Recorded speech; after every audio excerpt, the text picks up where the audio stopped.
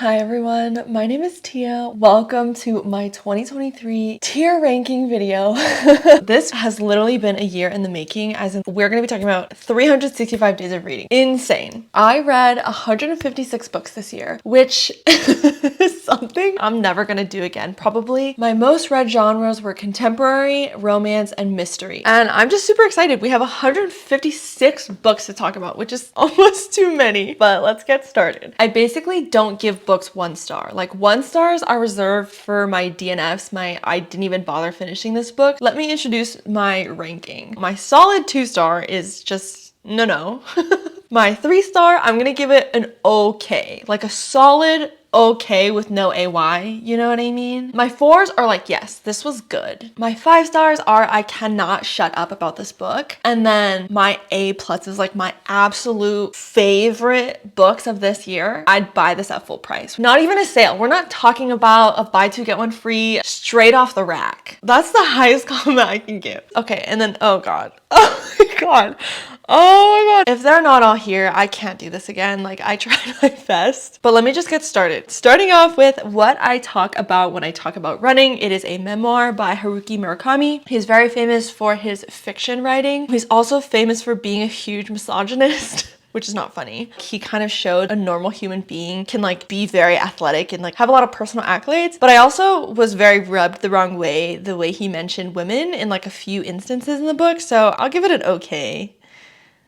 Ooh, look how slow that was. I loaded way too many files in this thing. The Naturals. I think this is part of that YA series. I haven't even gone to the second one, so I must have found it very okay. This was a year where I learned a lot about my reading tastes, because yes, I read 3 books a week, but I also disliked a lot of them because I have a bad habit of going into books completely blind, and that is something we are leaving in 2023. Before We Were Strangers, I read this earlier this year, like January, February, and I still remember the night that I read it because I stayed up till like 4 in the morning. I was so invested. These characters felt real. Should I put an A or A+? I'll put it in I can't shut up about it. I don't know if I've talked about it actually. Ooh, okay, The Cruel Prince, really fun YA fantasy series, and I think I would purchase these, but I have yet to purchase them because there hasn't been a good enough sale. That's a good way to rank it. I guess like, yeah, it was good. But my favorite one was The Wicked King, number 2 in the series. I thought that one was far better than 1 and 3. The second one is funny because I almost DNF'd it at like 90%. I was like, are you kidding? That resolution is so lazy. But then you finish and you're like, thank God, Holly Black. Truly Madly Guilty by Liane Moriarty was so boring. And I love domestic fiction. Archer's Voice was, again, a book talk recommendation and a lesson learned. Oh, Britt Marie was here. I just finished this book, Fredrik Backman. These kisses are going to Sweden, not to, he's not dead. I don't know why it went up. I gave it a solid 4 stars. And then another like joyful thing that I found out. Oh, I also, if you guys wanted to connect with me on Instagram, I decided to try and make it public. I've used it for like 2 years and literally it's just been me posting to myself. But a super fun thing that I found out was that Fredrik Backman has an Instagram and he uses it like a blog. And he just talks about how he argues with his dog and his wife. It's so cute. And like the fact that my favorite author posts several times a day, he posted 9 hours ago about how he's eating the bowl of candy. Many people don't know this about me, but I'm really into eating healthy. For example, chewy candy contains less calories per minute because they take longer to eat. Oh, what a gem to humanity. This man is so funny. I love him. So I just started following him. But anyway, follow me on Instagram. Feel free to message me. Yay. He's probably gonna be my favorite Instagram page for like the rest of my life. That man is so funny. Girl in Pieces. I would buy this full price. No hesitation, except my computer glitch. This book was so goddamn good in like a bad way. Please check trigger warnings. Do not read this book without looking up what it is about. Not only were the characters so real, the places were so real. She really does a phenomenal job of putting you inside the book. The Leavers by Lisa Ko. See, I purchased this, but I purchased it with like a buy 2 get 1 sale. So like, I feel like it was a solid 5 stars for me. I guess I'll put it in I can't STFU about it. It was really, really good. And Lisa Ko's coming out with something called Memory Piece, and it's probably in like the top 5 anticipated 2024 reads for me. I love her writing. Who knows? I might put this in A+. I'm not sure. Sometimes I Lie by Alice Feeney was disgusting. Please look up trigger warnings. I wish I DNF'd it. I tried to get into her writing, but one, all her audiobooks have a British accent, and just for some reason, British accent audiobooks are so much harder for me to get into, which is not a fault of the author at all. But I just feel like her mystery thrillers are like a little bit too visceral for me. Caraval, I thought was too juvenile for me, and that's a personal preference. Like Stephanie Garber, she's popular for a good reason. It was like his lips were as cold as his heart, you know, like stuff like that. It's just another one that I went in blindly because it was popular. Oh my god. Easily the Poppy War trilogy is a book that changed my life. Like it took me 2.5 months to finish the entire series, and I thought about it at least once or twice every few days since then. It was so brutal reading it. Just the writing itself was breathtaking. The character development was so interesting. All the main characters you get invested in, the story, god, just everything about it. And the Drowning Faith, like I said, it's a trilogy, but she posted like this 15-page excerpt from a different character's POV that just added like a punch to the gut. I actually did buy that series full price. My Oxford Year by Julia Whelan. I love Julia Whelan's writing. It was very good. Then She Was Gone was very okay. Way too visceral for me in a negative way. Then She Was Gone is about like a kid, like she's 15, she gets kidnapped, some bad things happen to her. I can't stomach stuff like that. The Kiss Quotient. The only thing I remember about this book is that female main character has autism, and that is an awesome representation, so that was cool. So yeah, The Kiss Quotient was good. The Lying Game by Ruth Ware was bad. It was too long. It was too boring for what it was. Two Can Keep a Secret. Oh my god. When I finished this book at like 11 o'clock in the nighttime, I did not want to let my dog go pee. I was like, are you sure you have to go right now? Because I don't want to be outside with you. Oh, hi. He's on the couch. I was so spooked. I'm a huge YA mystery fan. I think because it's less grotesque than a lot of adult mysteries. I can't STFU about it, or yeah, it was good. Ooh. It was good. That's like a solid, I would recommend reading Two Can Keep a Secret. My favorite half-night stand, Christina Lauren. I don't remember. I cannot remember what this book is about, so it must have been very okay. The good thing is I don't have any negative feelings about it, I don't think. Josh and Hazel's Guide to Not Dating was also okay. I will read anything Christina Lauren puts out because the way that these two women write banter is like truly no other. But I feel like a lot of the character dynamic, I'm like, oh, what is this? The Body in Question. This book kind of made me feel dumb. I was just like, why was this book written? It was a very mundane book. I thought it was okay, but it was pretty weird. Oh my god, recursion. I will have recursion buried in my grave with me. This was probably the most fun I had reading a book this year. It felt like a 3-day movie. Action-packed, super interesting. I'm also not really a sci-fi person, so there's probably sci-fi out there that I would enjoy more than this, but this was a phenomenal start to my sci-fi reading journey. I thought it was so good. The Turn of the Key. Oh, I didn't like that either. It's like something about like this sci-fi house. You talk to the fridge and the fridge talks back to you kind of house. It was kind of stupid. And there was like a weird paranormal element to it. And I just didn't understand. The Chain, I was also very disappointed in. I thought it was going to be super interesting because of the premise. Your kid gets kidnapped and you get a call and you have to kidnap someone else's kid to get your kid back. Like, isn't that so messed up? But unfortunately, pretty disappointed in the execution. Bunny was okay. Again, one of those books that made me feel stupid. It was just a wacky experience. I don't think that that's the kind of lit fic that I like to read. Things My Son Needs to Know About the World. This is a nonfiction book that Frederick Bachman wrote when his first kid was a baby. But I thought it was good. It was super cute. He had a lot to say about love. And I also think I would have liked it less if he wasn't my favorite author in the world. Like, I learned a little bit more about him behind his fiction books, and that like he's pretty dorky. I love seeing the creative process behind art and stuff like that. So I found getting to know him through a nonfiction was like a blast for me. One of Us Is Next. What is it? Wait, let me Google it. So it goes, One of Us Is Lying, One of Us Is Next, and One of Us Is Back. One of Us Was Next was the best one out of those three. So I'd say that it was good. I guess that's all I say about it because I talked about the first one. If You Had Been With Me, I also hated. Ah! Tweet cute. Okay, I read this in like January. I'm gonna put it in I can't STFU about it because I don't want to. I'm definitely not the target audience for this, but like I don't even care. It worked for me. The adults, the main character's mom was so stupid it hurt, but like romance itself was so fun. I love that one. Worst Best Man, another one blindly went into. It's just personally not me. And that's okay. Five Total Strangers. Oh God, I look so bad putting, look how many books are in the no-no category. Well, okay, we also have so many to go. So hopefully it'll all even out. But I just felt like Five Total Strangers, there were so many plot holes. It was just so discombobulating. I Killed Zoe Spanos. I don't remember at all what the book is about. It's kind of concerning. So I guess it was very okay. I've only read the first 3 ACOTAR books. I cannot get myself to read that tiny blue one. Like,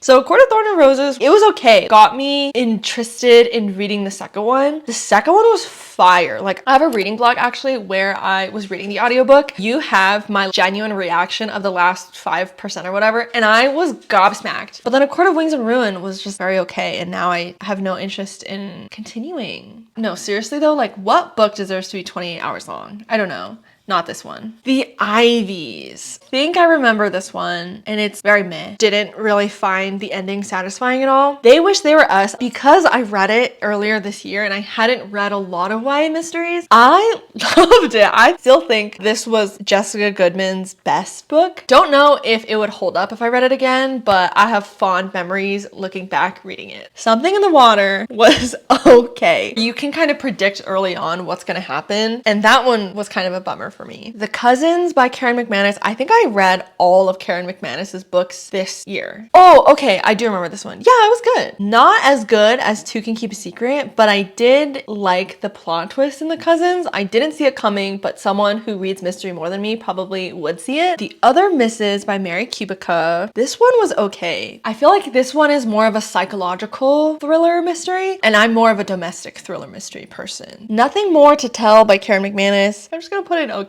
What sucks about this is like, cannot remember the characters, don't even know what the plot is about. Let me see what I said on Goodreads, just to refresh my memory. I gave this one 4 stars. Interesting. Oh, perfect. And I didn't write a review, so. The Things We Leave Unfinished by Rebecca Yarros. I had to DNF this book and then come back to it months later just because it was so boring. Historical romance, and then there's like a plot twist near the end of the book, but you can't just put a plot twist and not keep me engaged though. Undercover Bromance. All these elite men in like sports teams read romance novels to like woo their wives and stuff. Cute premise, but a very okay contemporary romance. You Have a Match by Emma Lord. I love Emma Lord's YA, but this one was just okay. Just too much going on. Dial A for Aunties, I'm putting in no. Everyone, including the main character Medi, has like literally one characteristic. There's no character development. Local Woman Missing. I'd buy this at full price, even though I bought it on Target's buy 2 get 1 free. My favorite adult mystery. I think I've mentioned this in so many of my other videos. I cannot shut up about Local Woman Missing. It was done so good. Like, she perfected the being suspicious of everyone in the town dynamic, plus the different POVs, so then you as a reader get super confused. Like, everything about this book, phenomenal. You've Reached Sam was okay. I didn't really think it was good though, like writing wise. Tokyo Ever After was also a very okay book. They'll Never Catch Us. No, this is by Jessica Goodman, who I love, but why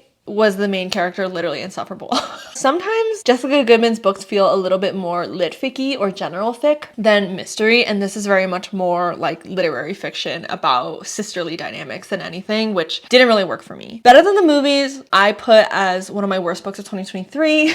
But I see the value in like how many people love this book, and I love that for you. It wasn't written poorly. I hated the main character so much. So it was like, eh. Once Upon a Broken Heart. Oh, see, this is also by Stephanie Garber. I thought that this was better than Carval, so it was okay. You'll Be the Death of Me by Karen McManus. Again, like, what is this about? All right, I'm not even gonna try to Goodreads it. I'll just put it in okay. Not a Happy Family by Sherry Lapina was okay. It is a domestic fiction. Hi, hero. I feel like the ending left me very unsatisfied. The Charm Offensive, I don't remember why I didn't like this book, but I didn't. Alison Cochran, though, has written Kiss Her Once for Me, which is down here. I think it's a second chance romance, and I love second chance romances. I am looking forward to Alison Cochran's 2024 release. It's like a lesbian road trip romance, which is like so niche and up my alley that I'm really excited about it. The Locked Door by Frida McFadden. Not my favorite Frida McFadden, I don't think, but not my least favorite. It was okay. I just picked up, what is it called? The Housemaid by Frida McFadden from my local library. You're actually sitting on it right now, my camera. And I've heard,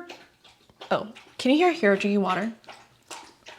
I've heard more good things about The Housemaid than a lot of her other stuff, so I'm hoping that that will work better for me. The Cheat Sheet was just like a very okay contemporary romance, friends to lovers, but like, how did you guys not know that you were not in love with each other from page 1? The Island, same vibes as The Chain. I thought it would be really good, but execution was poor. One of Us is Dead was pretty boring. Magnolia Parks, ooh, I'm more of a Daisy Christian girl than a Magnolia BJ girl. So I'm gonna put Magnolia in yeah, it was good, with the caveat that yes, it's good, but it's also very mentally exhausting and frustrating, and you hate them and it reads like a Gossip Girl, really toxic TV show, or like a car crash that you can't really look away from. Where are the other ones? I'll talk about those when we get there, I guess. Time as a Mother by Ocean Vuong. I thought it was okay. I feel like if I read this in physical print, it would have a more positive reading experience, but because I read it in audiobook, the cadence or like the way the prose was read is not natural, so it really threw me off a little bit. The Counselors I thought also was pretty good. I'd say I'm just gonna put it here since Jessica Goodman's They Wish They Were Us is in this category. It reads pretty lit-ficky, but I was pretty interested in the story. It's like a summer camp situation. One of Us is Lying, I'm throwing in no. The characters are so one-dimensional that you know exactly whose secret is what. The Bodyguard, I wanted to like this book so bad and I was really enjoying it, but then if you have read it, the last 15% are just so bonkers, it knocks it down a peg. Things We Do in the Dark,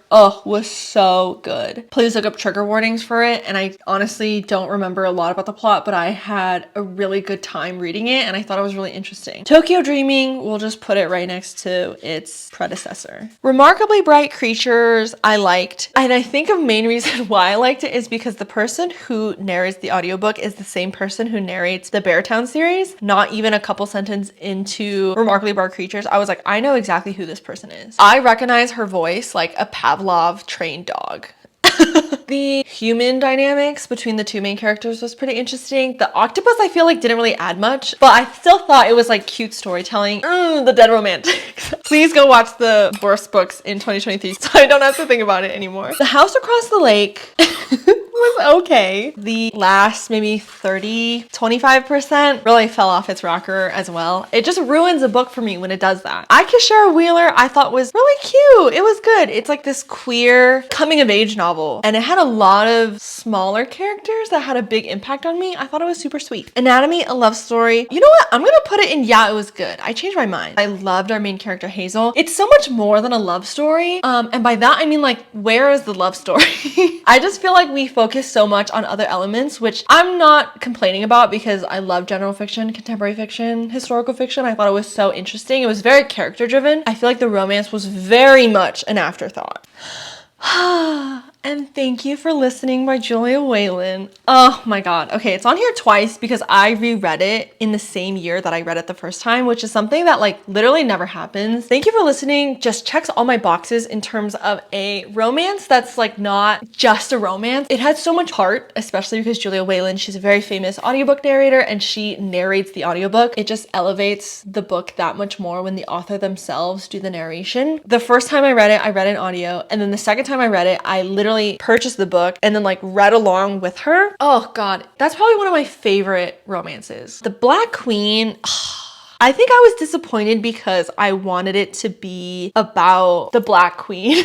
But I feel like it was more of like a white savior complex kind of situation. Counterfeit, I thought this was good. So it's about the counterfeit handbag business, which is like so oddly niche. I didn't expect anyone to write a book about it, let alone it be something I enjoyed. Oh, The It Girl by Ruth Ware. Guys, this book book is so good. I went down a Ruth Ware rabbit hole after this. I think I've read like 3 or 4 of her novels now, and I've just come to understand that the it girl is it. Ruth Ware has a really big issue with writing almost too much detail in her books. Like, her books are goddamn long, but this one worked so well for me. It's like an Oxford college mystery, past and present timelines. The reveal I did not see coming from a mile away. It was one of my favorite mysteries I read this year just by looking at him.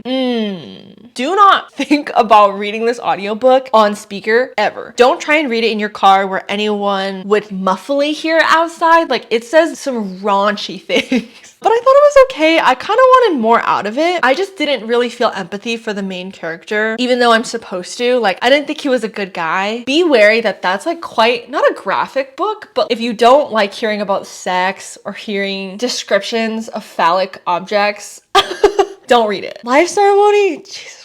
This was also so friggin' weird. It makes me uncomfortable just thinking about it. It's a bunch of short stories. Sayaka Murata is known for very odd novels. How did she come up with those things? I don't want to know. It felt like a fever dream reading that book. Again, just not my taste. How do we still have so many books, you guys? How long have I been talking? A Ballad of Never After, which is the second installment of the Stephanie Garber series. Oh, it was good. The ending was so good. I remember being shocked. I've heard so many mixed reviews about the third one. It's not a series that I'm like, I need to finish this. So I guess I'll just blissfully live in ignorance about the third one. How to Keep a House While Drowning was one of the, I think like 4 or 5 of the nonfiction books that I read this year, and I really loved it. I think it had some great messages about self-care and self-preservation. One of the lines, I don't even have to look it up, but I wrote it down, really stuck out to me, is no one has ever bullied themselves into better mental health. And I was like, oh, you're onto something. That's very profound. That seems so simplistic and so obvious, but once you're stuck in your head, it's really hard to get yourself out of it. I thought it was a great book. Frederick Bachman, The Winners. I'm gonna put this, and I can't STFU about it, but I also like can't talk about it because it'll physically break me. Wait, actually, I'm gonna put this in the full price category because I did buy it full price. I can't talk about it yet without throwing up. Just know that the Beartown series, that's my series. I feel so at peace knowing that the Beartown series ended the way that it did. It starts with us. She wrote this to get her coin, but I don't like her and I didn't like it. I don't think it needed to be written. Just the Nicest Couple by Mary Kubica. It was okay, unfortunately. You see the patterns and you know what's happening, and I don't like when I can predict a mystery, and I don't even actively try and predict it. I'm just like, oh, I see it coming, you know? Really good, actually. Oh my God. Yeah, it was good, or I can't STFU about it. I didn't even put it in yeah, it was good, because it was really good, actually. Really good, actually. This is actually my lowest rated, like not mine, but it's like the book that I read this year that's the lowest rated on Goodreads, which is gobsmacking to me because there are so many other worse books out there. And I think it's because it's a very dry novel, like dry humor, and the main character is not the greatest person. She's quite, I wouldn't say insufferable, but she's a lot. I think that that's the point. It shed light on a part of us as human beings that not a lot of us talk about and a lot of us are a little bit ashamed about, but I thought it was an entertaining read, and it honestly made me feel relieved a little bit about that I'm not this girl. I don't know how to explain it. I really think you should give it a shot if you're open to dry humor. Divine Rivals, yeah, it was good. I think I gave it a solid 4 stars. Fantasy or romantasy is just not for me. The writing is really good and very lyrical, and I like the main characters. I have some questions for you by Mary Mackay.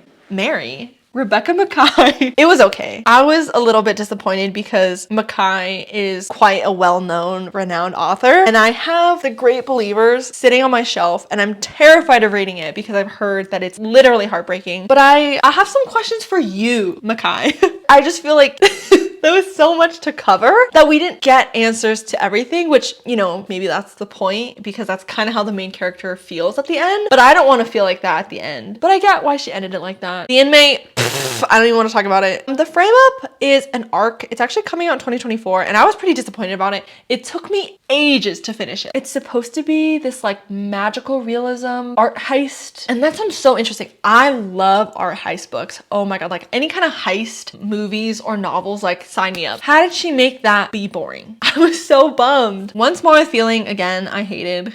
Elisa Sussman, I just don't think is for me. The covers are stunning, but like that's obviously not enough. Ah, Happy Place by Emily Henry. Oh God. I am so happy that I spontaneously filmed a reading vlog of this, because now I can look back and I literally have on tape my genuine reaction to one of my favorite books ever now. Like, I'm shocked because I used to not like Emily Henry. Book Lovers, I didn't like. Beach Read, I didn't like. And then People We Read on Vacation, I was like starting to like, and then the ending ruined it for me. But I spontaneously decided to pick this up, and it was so good. Again, I'm a second chance romance girl. This checked off every single box for me. It had love embedded into every single paragraph, into every single chapter. I have a Happy Place tote bag by Bibliostyles. I have her This Ain't My First Rodeo sweater from the Happy Place collection. It's just one of my favorite books of all time now. Magnolia Parks. Oh, okay, which one is this? The Long Way Home. Actually, out of the four, this is the best one. And I can't spoil anything because that's the third one, obviously, and they're all very much interconnected. But this one, heartbreaking, gut-wrenching. And as someone who is a Daisy Christian girl, this Magnolia book hurt. It hurt. Please look up trigger warnings too with the series. It is very much involved with like cheating, scandal. Ugh. But the third one was mind-bogglingly good and very, very sad. Hello Stranger, Catherine Center. It was okay. A little bit nonsensical how stupid the main character was. She bonks her head or something, I don't remember. And she's face blind. But how is she so... like, yeah, you're face blind, but you can use literally all the other context clues you have. It's so frustrating. Girls Like Girls, ugh. I want to like this book so bad because it's by Hayley Kiyoko, my queen. The book was like actually awfully written, which is a bummer. Like, there was the emotional sentiments that I did connect to in the book, but it wasn't enough for me to be like, wow, this is worth it. Yours Truly by Abby Jimenez. I would buy this full price. All the hype that this book is getting, I think it deserves. The anxiety representation was so good. Yellowface, it was good. R.F. Kuang, main character pissed me off so bad. It was the whole point. I had so much fun reading this, even though the main character is infuriating. The Celebrants, I wanted to like this one, but I thought it was very okay. Stephen Rowley wrote The Guncle, which is a book that I'm a huge fan of. I like Stephen Rowley's writing. I just feel like it didn't have the oomph that I wanted it to have. A group of friends who meet in college and you follow them till they're like old age, and they all host funerals for themselves while they're still alive to like appreciate one another. And I like the message, but I don't think I felt so much towards the characters for me to care enough about them. Mrs. Nash's Ashes, everyone. Holy moly. I'd buy this full price. I actually think I'm gonna, because I surprisingly don't have this on my shelf. I read it as an ARC, and it it spurred my love for romances in a road trip. It was so funny. It really was so tender. This is her debut novel. Shocking. She's coming out with something called Happy Medium, and I got an ARC for it. God bless. I'm super stoked to read it. I love Sarah Adler's writing. I thought it was phenomenal. Please go read Mrs. Nash's Asses if you haven't. I think I just said Mrs. Nash's Ass. Okay, Daisy Jones. No, Daisy Jones. Daisy Hates book. I liked very much. I like Daisy more than I like Magnolia, as I have said, but I also love Julian. For the ranking, where's the fourth one? Let's just get it over with. Oh my god, I feel blind right now. Where is it? Oh, here it is. This one is okay. This was supposed to be a Daisy Hates book.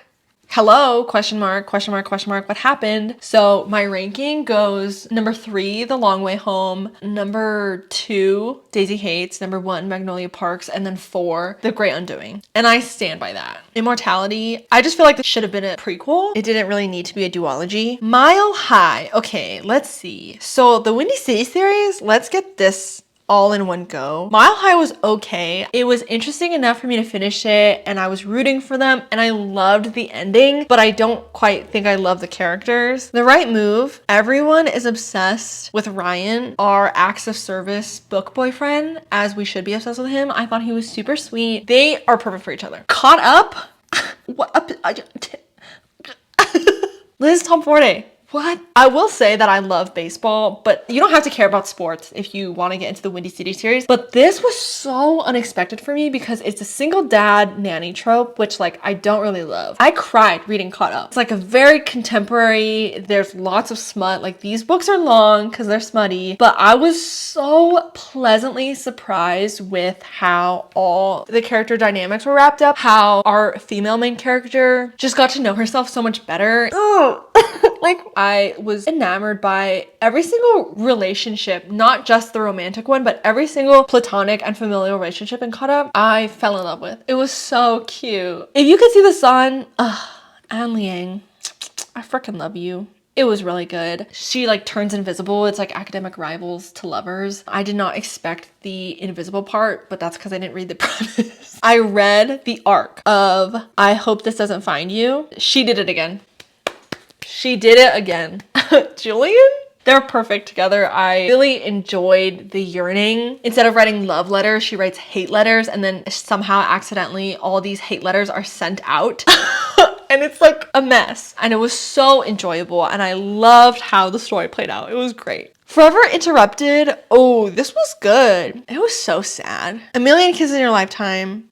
Cannot speak about. Blah, blah, blah. Fourth Wing. Yeah, it was good. Is it like the best fantasy ever? No. Was it entertaining? Yes. But I've DNF'd Iron Flame. It's too long. And it's too boring. Marriage for One was very okay. I was pretty bummed. I liked it at the beginning. It's a little bit longer than I need it to be. The True Love Experiment by Christina Lauren. Oh God, again, their banter. I'm gonna put it in, yeah, it was good. Let's just take a step back. The main character's name is Felicity or Felicia. Something Chen, and then she goes by Fizzy, like a soda pop.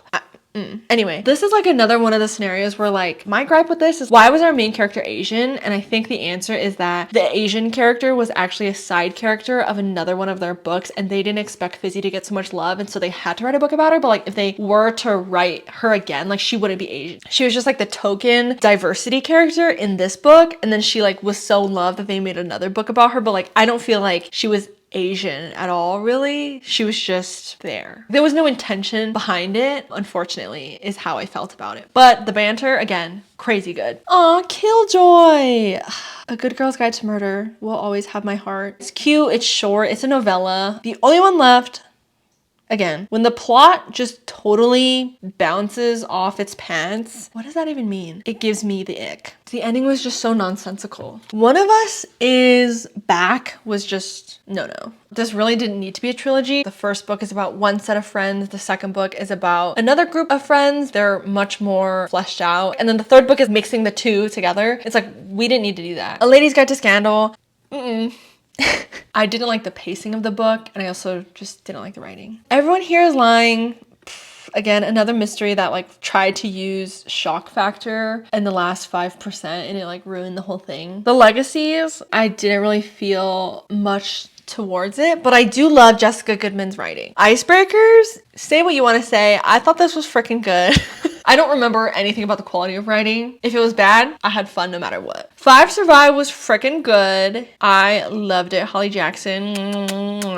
Stars Collide. Okay, so this was actually one of the first like arc books that I had a chance to read, and it's like a queer celebrity romance. I mean, yeah, it was good. I gave it solid 3 stars, I think. It was kind of boring, but I hadn't read that kind of romance about 2 women before. Like I've read it where like the main characters are straight. So like, yeah, there should be boring queer love stories too. Like I want everything under the sun. Family Meal by Brian Washington. I gave this a 4 stars, but I have so many positive memories about reading this book. I went to a book signing where I met Brian Washington. He was so sweet. I actually talked about it in a reading blog where you can go check that out. I got to talk to one of my favorite authors on the planet. I have 2 signed books now of Family Meal. I didn't like it as much as I did Memorial, which is one of my all-time favorite books ever, but I thought it was so good. So much to say about human dynamics, human relationships. He writes humanity. He's up there with Frederick Bachman for me, and I actually did buy this full price because at the book signing, to get him to sign it, I had to buy it, so I bought it full price, like no sale. It hurt a little bit, but like it was so worth it. That book now to me is priceless. Don't Let Her Stay.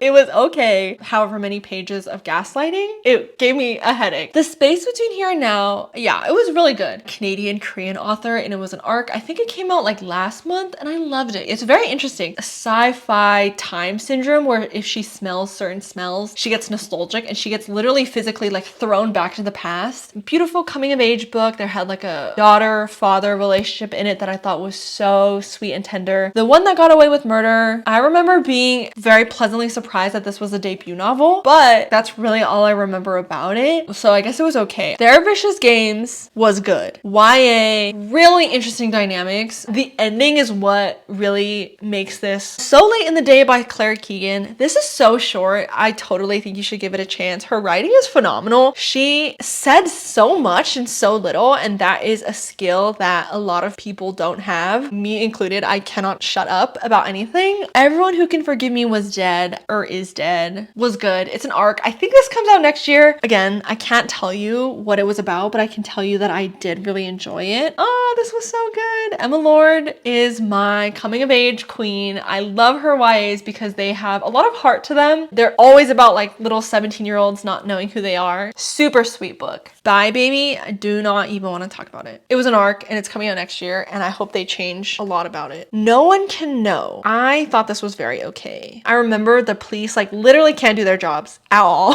The Burnout was good. It was cute. Kind of silly. It was a good palate cleanser book. Say You'll Be Mine. Oh, I kind of want to put this, and I can't STFU about it because every time I think about the romance books I read in 2023, this consistently comes up as one of the top. There was so much heart in it that is often lacking in other romance contemporary books that I was just so impressed by Nina Kumar. Freaking love this book. It comes out in January, and I highly, highly recommend it. Call it... Oh, this is sad. Call It What You Want. Probably the worst book I've read this year. It needed a lot more editing. The Catch by Amy Leah was okay. Super palate cleanser kind of book. First Line Wins. The fact that I can't remember what this is about is not a good sign. But I remember the cover.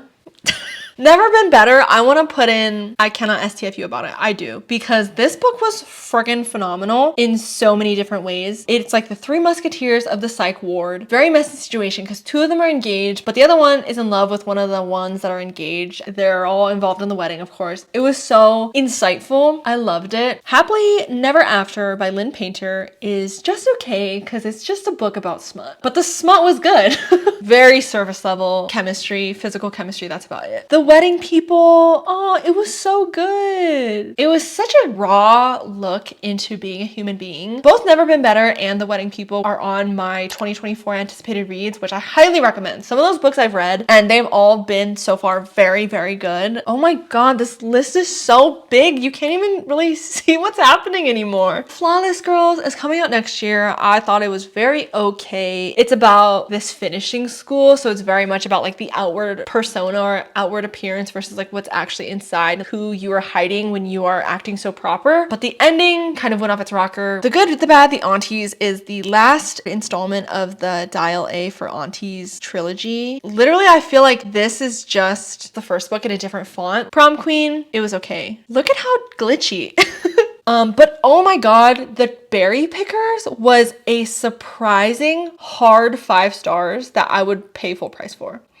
The Berry Pickers by, ooh, what's happening? Ooh, phenomenal. Phenomenal. Why did I sound like I had an accent just there? Randomly borrowed it on Libby because it was an available now audiobook. I truly want to go buy this book full price. The writing was so good. The pacing was phenomenal. The characters are there's so much depth to this book. So an indigenous girl goes missing while she and her family are picking berries in the summer, and then it follows the aftermath of her being taken from her own family. It spans across generations. You follow her from when she's 5, when she gets kidnapped, till when they're like 60. Oh god, it was so good. I strongly recommend looking at content warnings because there's very much a theme of loss of children, miscarriages. So if that's something that you don't want to read about, I don't recommend you pick up this book. One of the top books I read this year. The writing and the heart behind the sentiments of that book are so meaningful. This chart looks insane. You Know What You Did. I don't even want to, no. This is an arc that's coming out next year. I didn't feel like the main character was empathetic as the author thought she was. And I have a severe fear of worms, and that sounds silly, but like there are worms in this book and it made me want to throw up. I wish NetGalley was better at like mentioning content warnings or trigger warnings, OCD tendencies in this, and other phobias. I have it on my Goodreads if you want to check it out. There's like a list of content warnings I mentioned. The writing wasn't bad at all by any means. It was actually good, but like the actual content in the book I didn't like. Bad Men, I'm gonna put an okay. This is a thriller. It's an arc, so it's coming out next year. A woman who murders bad men men, which I thought was really interesting, but it's more of a romance than her talking about the murders and stuff, which was really disappointing. I wanted it to be more about her murdery tendencies.